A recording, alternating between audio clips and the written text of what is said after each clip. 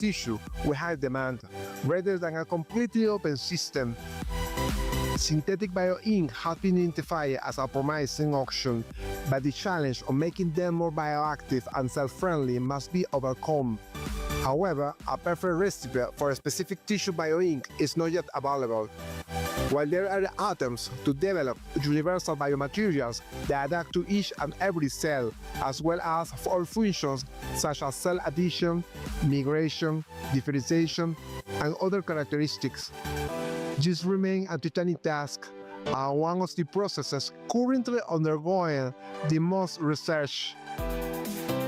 3D bioprinting does not only represent a technological leap in medicine, but also an ethical, legal, and economic dilemma. The possibility of printing human organs opens doors that were previously unimaginable, but it also forces us to question the limits of what is possible, acceptable, and regulable. And with any great innovation, his impact will depend not only on the technical viability, but also on the decision that society is willing to make.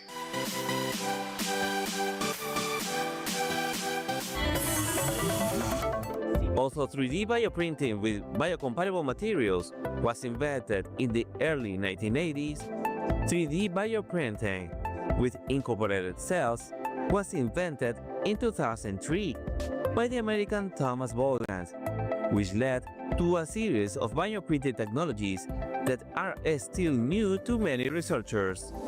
It is expected that experts will have access to the latest technology, given that it is still unknown what discoveries the future holds with this type of innovation.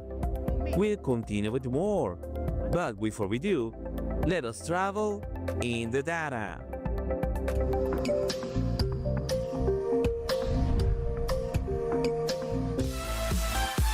Bioinks. These are materials that contain living cells and biomaterials and are used to create functional tissues and organs through 3D bioprinting.